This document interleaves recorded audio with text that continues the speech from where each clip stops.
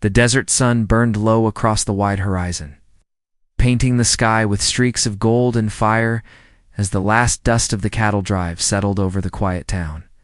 A lone rider, his broad shoulders wrapped in a weathered duster, sat tall in the saddle, his shadow stretching long down the street of Timber Creek.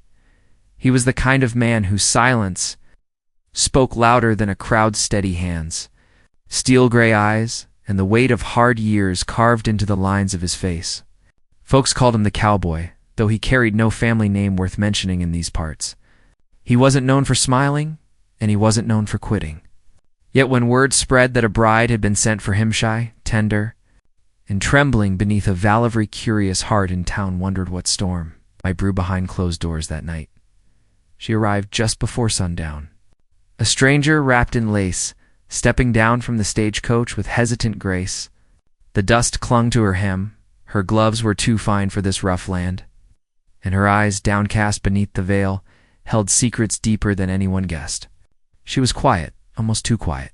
Every movement of hers carried a kind of fragile strength, as though she'd crossed miles not just of desert but of heartbreak.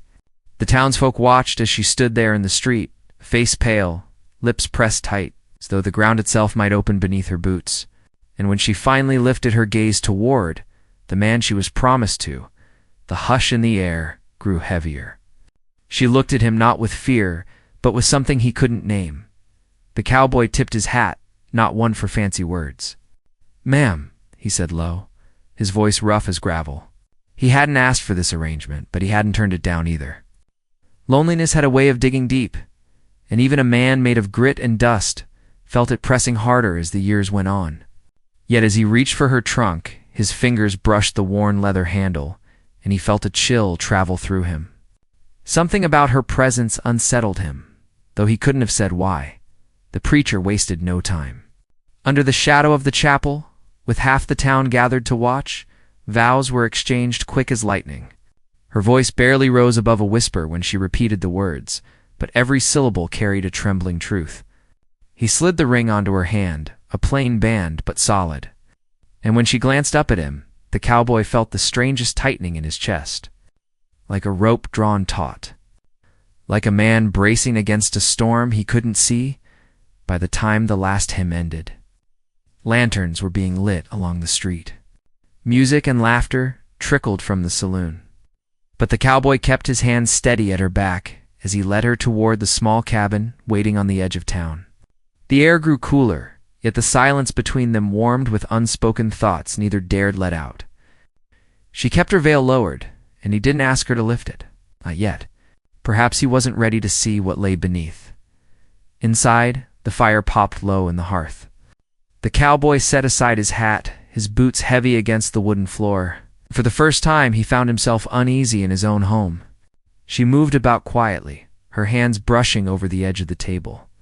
The old rocking chair, the rough-hewn bedframe, touches so light they seemed to bless the room with her presence. He watched her, unsure what words to offer, and realized with a start that he was afraid. Not of her, but of the way she made his heart stumble in his chest like a greenhorn's. She turned then, his fingers gripping the veil, and the firelight flickered across her face. There was softness there, yes, but also a shadow she tried to hide. Her lips parted as if to speak, but she stopped herself, glancing away. It was the kind of hesitation that stirred more questions than answers. He stepped closer, reaching for her hand, and when his rough palm closed around her slender fingers, he felt them tremble not from fear, but from something heavier. A secret weighed there, pressing between them, unseen yet certain. The cowboy swallowed hard. "You don't have to be afraid," he said, though he wasn't sure if he was telling her or himself. Her lashes lifted, her eyes shimmering in the firelight. For a moment, he thought she might confess whatever burden she carried. But instead, she only shook her head softly, her lips curving into the faintest, a saddest smile. Hours stretched long as the night deepened. The wind moaned outside, rattling against the window shutters, and still she hadn't spoken her truth. The cowboy found himself pacing the floor, restless in a way he'd never known. His hands, so steady when roping wild cattle or steadying a pistol, shook when they brushed against hers. Shook when he reached to steady the lamp. Shook when silence grew too thick to bear. He knew she was holding back, knew there was more to her than the town's talk of a shy bride. And when at last she drew in a long breath, lifting her chin as though bracing for battle, he felt his world tilt. "Before morning comes," she whispered, voice breaking like dry wood under strain, "you need to know who I really am."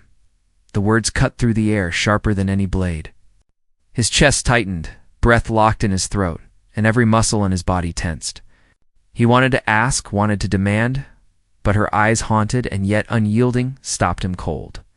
He stood there, fire crackling low behind him, heart pounding like a drumbeat in a canyon. His hand shook until dawn threatened the horizon, and still he didn't know what truth she carried inside her fragile frame.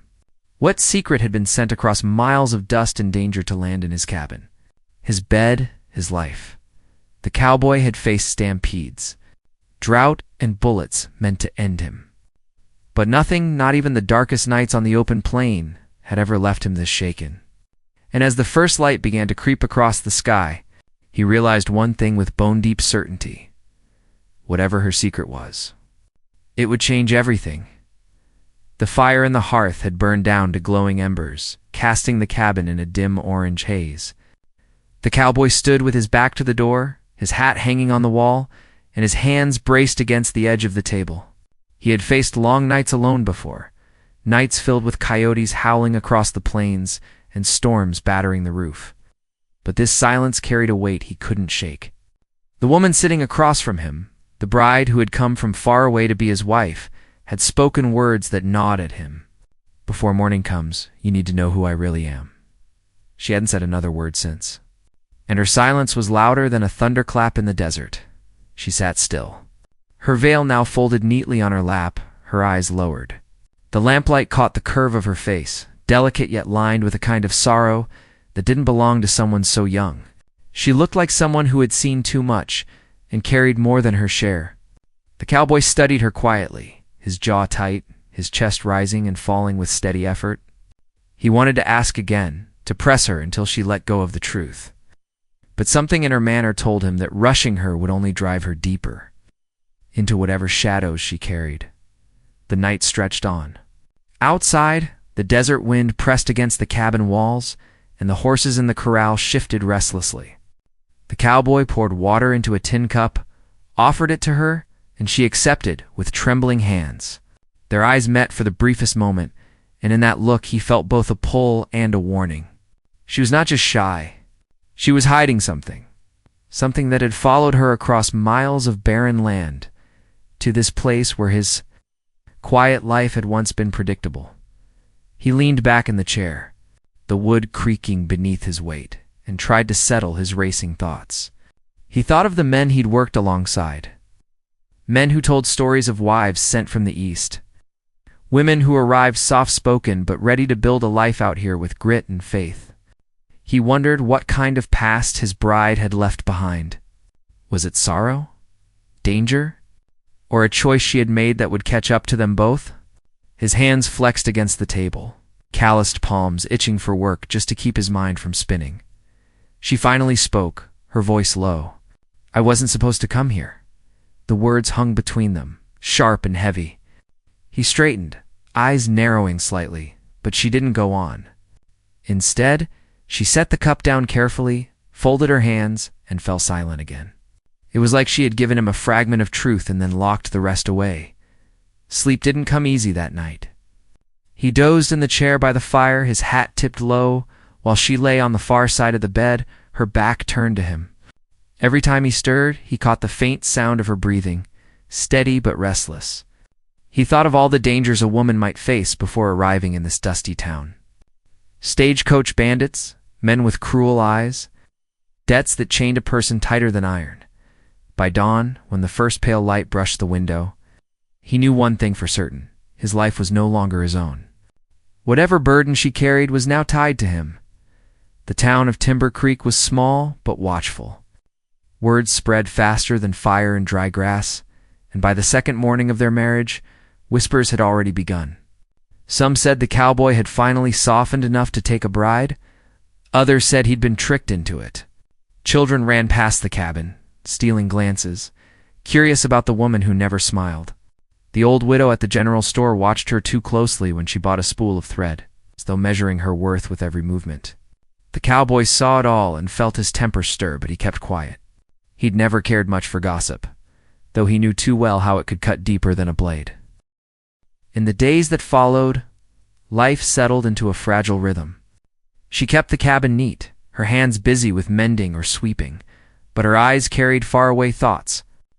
At night, when he returned from tending cattle or repairing fences, he found her waiting, quiet but alert, as though each sound outside made her stiffen. She jumped once when a rider passed the cabin after dark, her fingers clutching the edge of the table until her knuckles whitened. He noticed, but he didn't push her with questions.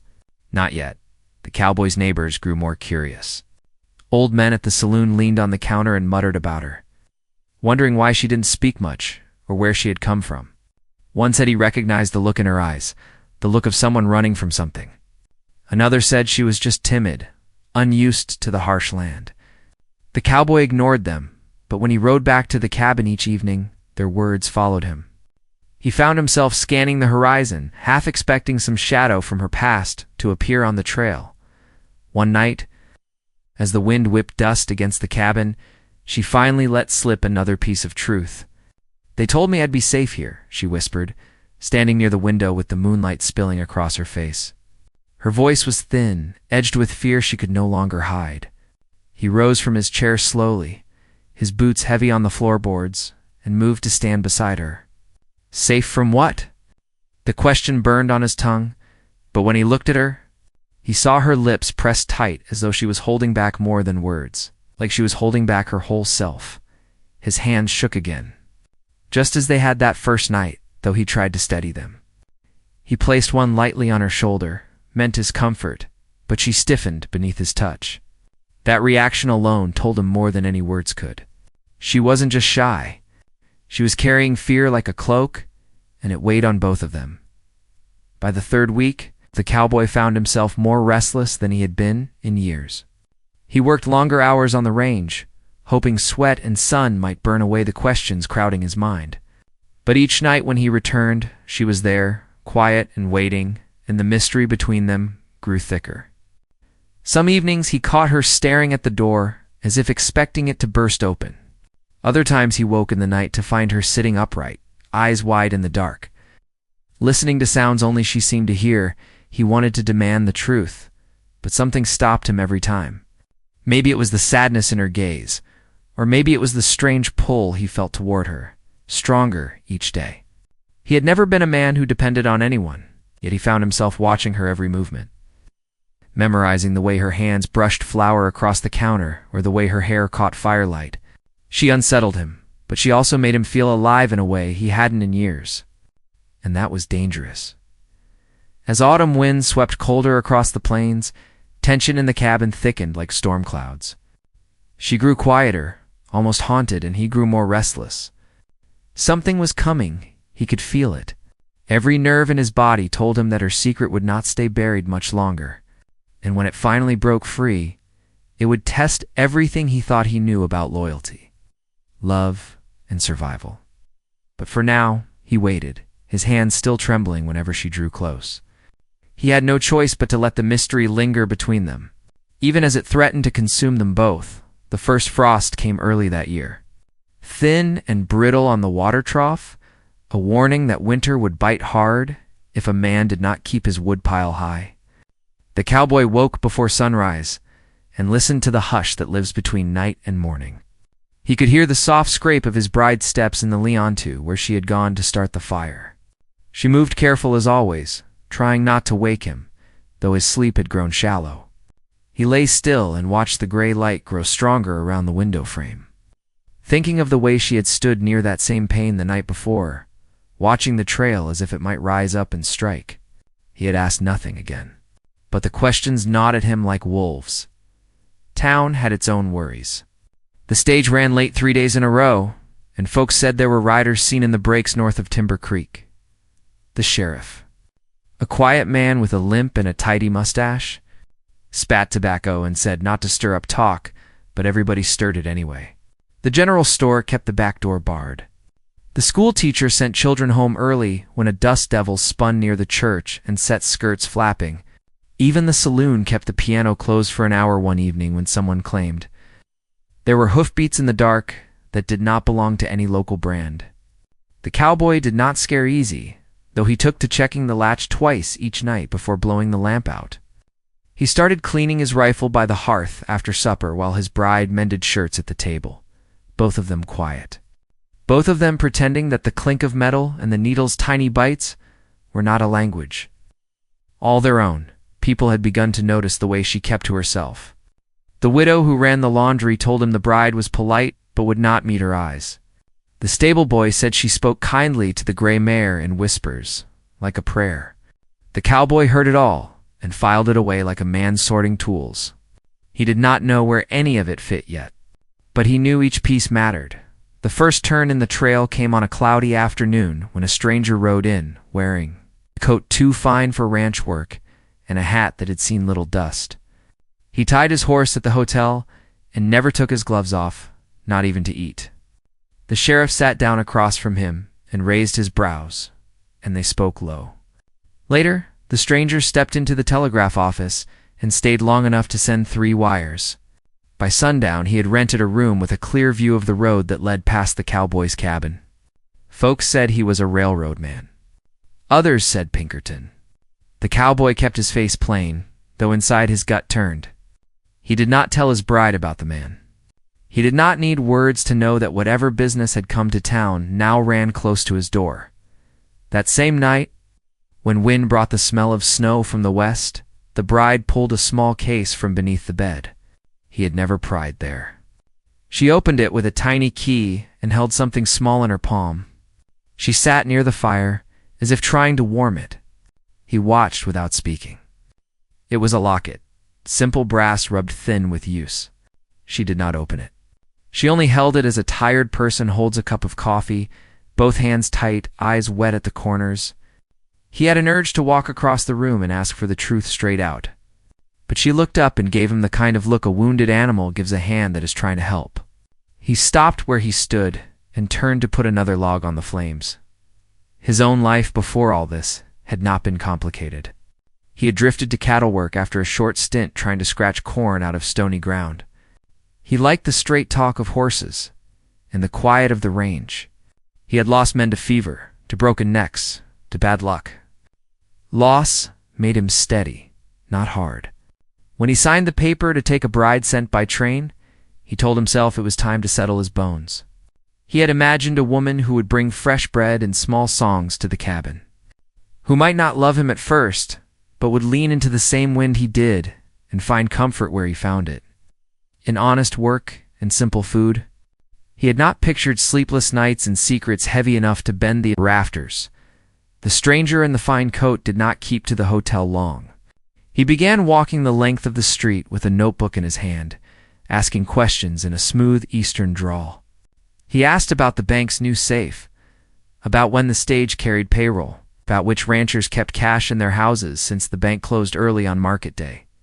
The sheriff followed him without seeming to follow him, chin lifted, eyes bored. Everyone agreed the man was hunting something. No one could say whether it was outlaws or proof of them. The cowboy felt the web tightening even as he kept his head down. He rode fence with a hired hand named Pete who liked to talk. Pete said a band had been moving through the territory lifting strong boxes and luggage while the coach slowed on steep grades. Not much, but clean work. Never a shot fired. Pete wiped his mouth and said those riders had a woman with them too, a quiet one who never spoke. The cowboy said nothing, though a chill ran through him that had nothing to do with wind. At the cabin, the bride grew thinner, not from lack of food, but from the strain of holding herself in. She studied the road each morning before sweeping the porch. More than once he found her tracing letters in the fog of the window pane, then wiping them away before he could read them. A few times he woke to the sound of her moving small objects from one hiding place to another, as if she could outwit fate by changing corners. He started sleeping with his boots near the bed. One afternoon, the school teacher came by with a basket of biscuits and a book of hymns. She stayed an hour and tried to coax a smile. The bride thanked her and kept her answers tidy.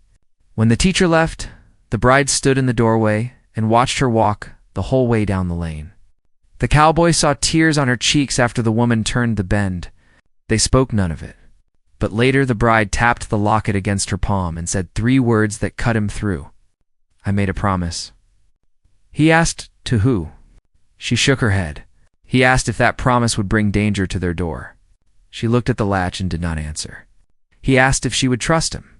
She said she would try. That word try echoed long after the fire burned low. Days shortened. Snow brushed the high hills and slid down in soft white veils that melted as soon as they touched the black earth. The town prepared for winter, as it always did, repairing roofs, patching pants, filling cellars, trading stories to keep fear from growing. In the saloon, the piano came back to life each evening with a quick tune that kept men's feet tapping and their worries busy. The cowboy stepped inside twice that week, not for whiskey, but for news. He learned that the stranger had a partner, a broad man with pale eyes who watched doors rather than faces. He learned that the pair had asked the postmaster if any new brides had come lately. The postmaster said plenty, and smiled, and kept his own counsel. The cowboy finished his coffee and walked home slow. Hand near his coat buttons, where the little revolver rode. A subplot spun itself out at the edges of all this. Pete's sister had taken ill, and he left the ranch to care for her. The cowboy hired a boy from the reservation to help with chores, a quiet kid with steady hands who barely came up to the wagon wheel. The boy brought a pup that followed his every step, and sometimes the bride knelt in the yard to let the pup lick her fingers. In those rare moments, the worry lines around her mouth loosened. The boy told stories of birds that fly at night along the river and how some people say they carry messages. He said he believed messages could carry themselves if one wanted them bad enough. The bride listened hard. Later, she walked along the creek trail behind the cabin, as if following something only she could. C. Another side thread wound through the church. The preacher had a new poster on the wall showing a reward for a man who had robbed a bank downriver 2 months back. The picture looked nothing like the stranger at the hotel and far too much like any man who had seen sun and little rest. Still, the number under the picture made tongues wag. The bride avoided the church, claiming headaches when the bell rang. The cowboy sat in the last pew one Sunday and caught the sheriff's eye. The sheriff gave him a small nod, a sign that boiled down to this: be ready. The main conflict grew teeth during the first true snow. The stage came at dusk, with a wheel bent and a driver with blood on his ear from a flying stone. No riders had been seen. Nothing in the lockbox was missing, but the driver swore he had felt eyes on him the whole last mile. The stranger from the hotel helped him unstrap baggage. He lifted each trunk with care and knocked the sides as if listening for a hollow. When he reached a small chest tied with faded blue ribbon, he froze. He looked toward the north road where the cabin sat in shadow. He set the chest down and made a note in his book. That night the cowboy found his bride sitting on the floor by the trunk under the bed, the locket in one hand and a folded paper in the other. She placed the paper in the fire before he could see it. Flame chewed the edges and turned the middle black, the room filled with the smell of ink and fear. He went to his knees beside her and caught her hands, not rough, not soft, just firm as a man might hold a rope in a flood. "Tell me," he said. She shook her head, choking back a sob that seemed pulled from somewhere deep. "I cannot," she said. "If I do, you will have to choose." He asked, "Choose what?" She stared at him like she was measuring his soul. "Between me and the life you know," she said. "Between me and what is right." He slept in the chair again and woke with his neck stiff. The wick burned nearly to nothing, and dawn, holding its breath outside the window, hoofbeats sounded faint and then clearer on the road. Not fast, not slow either. He rose and crossed the room, cracked the door to a thin slice. 2 riders moved along the fence line. One wore that fine black coat. The other looked like a slab of granite on a horse. They did not turn their heads toward the cabin. They did not need to. They already knew the shape of it. The cowboy shut the door soundless and stood still until he heard their horses fade. The next days fell into a strange rhythm that felt like the held note of a violin. The bride kept her case out on the table and sometimes added a small folded square of cloth or a ribbon or a button to it, as if packing a life in fragments. The boy and the pup ran errands to town and returned with different stories each time. One day it was the bank clerk who had started wearing a pistol. Another day it was a lady in a traveling coat who had asked after the widow with the laundry, then changed her mind and taken the train back out before dawn. The sheriff stopped by the cabin under the pretense of borrowing a shovel. He asked after the marriage without asking. The cowboy said they were fine. The sheriff looked toward the case on the table and said, "Winter makes all folks a little jumpy." The cowboy heard what went unsaid. Winter is when men make choices they cannot take back. He began working a second trail of thought in his head, one he kept even from himself most of the time. If the secret was tied to those riders, if the stranger was not hunting them but working for them, if the town was a net, not a harbor, then all his plans would have to change. He started leaving a saddlebag packed with jerky, a skin of water, and a roll of bills. He started keeping the mare ready, cinch checked, hooves cleaned, a blanket folded by the door. He did it slow, as a man does something he does not wish to admit he is doing. The bride saw and said nothing. The romance between them grew against all this, like a stubborn green shoot through snow. He found himself reaching for her hand more often, not to demand, but to assure. Sometimes she let him hold it. Once washing dishes, she bumped his shoulder and laughed. A short, warm sound he felt days later when the wind bit his cheeks raw. Then she pulled back, as if she had broken some rule written in her bones. He did not chase her. He knew better than to run a wild thing to ground. But each night he lay in the chair, he thought of a different life, one without secrets, and felt the ache of it like a bruise. A new rumor drifted in from the cattle trail. Someone said the payroll scheduled for next week would be heavy enough to tempt a saint. Another said the stage would take the back road to avoid the grade. The stranger in the fine coat began spending evenings in the telegraph office, light leaking from under the door while the key clicked steady. The sheriff took to walking the street with his hand resting near his sidearm and his limp more pronounced. The schoolteacher canceled class when the wind drove grit hard enough to sting. Every soul in town felt it now. Something was coming. On the fourth morning of that week, the bride stood at the window again. This time she did not look at the road. She was studying the shape of the hills, the path a person might take if they needed to disappear without leaving a trace. She spoke without turning. "If the day comes when I run," she said, "do not follow me for 10 minutes. He stepped closer. "You will freeze," he said. She shook her head. 10 minutes, she said. "Then come as fast as you can. Bring the mare and the small canteen from the shelf. Bring the brown blanket, not the gray one." He realized with a slow, cold clarity that this plan had lived in her mind for weeks. He realized he had been written into it from the start. He could not say yes. He could not say no. He reached for her shoulder and let his hand rest there. He felt the tremble under the bone. He closed his eyes and saw 2 riders passing the fence line at dawn, and a stranger with a notebook and a locket warmed by a fire. He saw a promise he did not understand, and a choice that might cut his life. Clean in two. That night the wind eased and the sky cleared to a depth that made the stars look like ice. The cabin glowed soft. The boy and the pup slept in the lean-to. The bride sat in the rocker with the locket open at last. He caught a glimpse of a tiny face drawn by a careful hand. A child, maybe, or a memory made small enough to wear. She shut it when she felt his gaze, and placed it under her tongue for a heartbeat, as if tasting the past. She stood and slipped it back on its chain, and he thought he would ask again. Ask everything. The question rose in his throat, and then the dog barked sharp and cut it clean, hoofbeats on hard ground. Not from the road this time.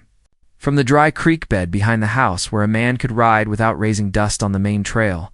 The cowboy took the rifle from its pegs and met her eyes. She nodded once, pale but steady. The boy sat up in the lean-to, the dog already at the door, whispering a warning only their small bones could hear. The cowboy moved to the window, heart calm the way it gets before a storm. He saw the shape of a horse slip past the cottonwoods, then another.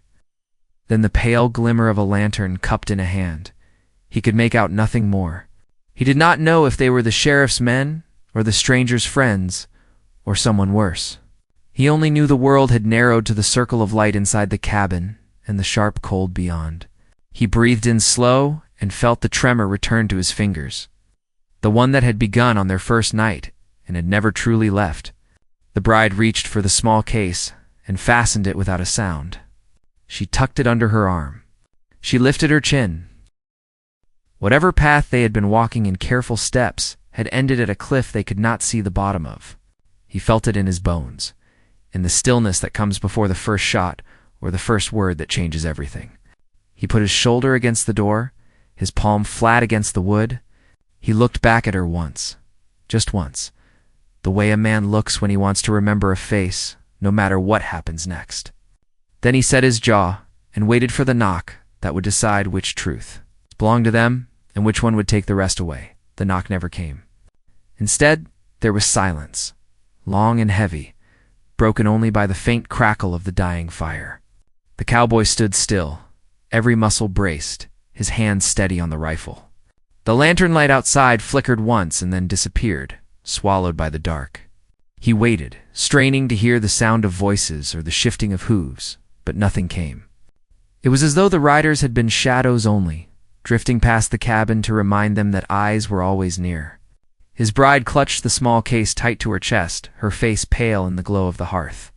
The boy sat frozen in the lean-to, the pup's hackles raised, both of them waiting for something that never arrived. When the silence stretched too long, the cowboy lowered the rifle, though he did not set it aside. He walked to the window, careful, and peered out across the frozen ground. The cottonwoods stood bare, their branches scratching at the cold night air, but the riders had vanished. Only the faint line of hoofprints in the snow showed they had been real at all. He shut the shutters tight and dropped the bar across the door. He turned then and found his bride watching him with eyes wide and shining, like someone waiting for a sentence to be spoken. "You knew," he said low, his voice rough with the weight of it. "You knew they'd come." She lowered her gaze. Her lips pressed together as if holding back words that could not be returned once spoken. He wanted to demand answers, to tear the truth from her. But when he looked at her trembling hands clutching that case, he stopped himself. The truth was near, closer than it had ever been. And somehow he felt that when it came, it would bring more than he could prepare for. The days that followed did not bring peace. The stranger in the fine coat was seen often now, walking the length of the street, nodding politely to townsfolk, but never smiling. His broad partner kept mostly to the shadows, but more than one rancher swore they caught his pale eyes fixed on the road leading north. The sheriff grew more restless, his limp worse from pacing, his hat pulled low as though even he did not wish to be recognized. Timber Creek carried on its business, wagons rattling down Main Street and children running through the cold air. But beneath it all was a hum of waiting. Like the air before lightning, at the cabin, the tension deepened. The cowboy had always been a man of few words, but now his silence weighed heavier than ever. He worked harder, chopping wood, checking the herd, making excuses to ride out farther than needed. Though each time he found himself circling back to the cabin before long, he could not leave her, not with danger pressing so close. At night he sat by the fire, rifle across his knees, while she rocked slowly in the chair, the locket glinting at her throat.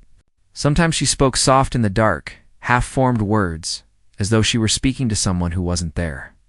Other nights she did not sleep at all, only sat awake until dawn bled across the hills. The boy noticed too. One morning, while feeding the pup scraps, he looked up at the cowboy and said, "She's waiting for something." It was a simple statement, one a child might make, but it cut deep. The cowboy did not answer. He only ruffled the pup's ears and walked out into the cold air. His breath hanging before him, by the second week of snow, a letter arrived.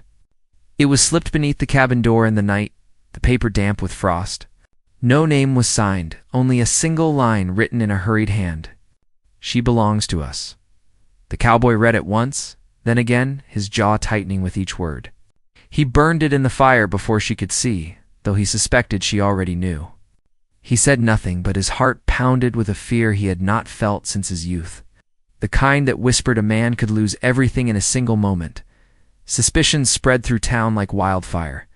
A wagon was robbed on the North Trail, The driver left tied to a post but alive. No gold taken, no stock stolen. Only papers missing, ledgers, and receipts that seemed of no value to anyone but the bank. Folks said it was the work of the same riders who had been haunting the stage, though no one could prove it. The sheriff nailed another poster to the church wall, the paper flapping in the wind like a warning bell. The bride saw it on a rare trip into town, and her face drained of color. She turned from it fast, gripping the cowboy's arm so tight he could feel her nails through his coat. He guided her home without a word, though he could feel her shaking even as they rode. That night, when the moon was high, she finally spoke again. "I didn't choose this," she whispered, staring at the fire. "I was told I'd have a new life, that I'd be safe. But they lied." Her voice broke, and she covered her face with her hands. The cowboy leaned forward, his chest burning, but before he could ask, she rose and fled to the small room in the back, closing the door behind her. He sat in silence for hours, the rifle across his knees, the words echoing in his mind. They lied. The boy brought news from town the next morning. The stranger had been seen at the telegraph office again, sending a wire back east. The sheriff had followed him, but when asked, the telegraph clerk said nothing. Fear clung to the boy's words, though he tried to hide it. The cowboy listened, his hands steady on the reins, but inside his blood ran hot. He knew now that whatever was coming, it was closing fast.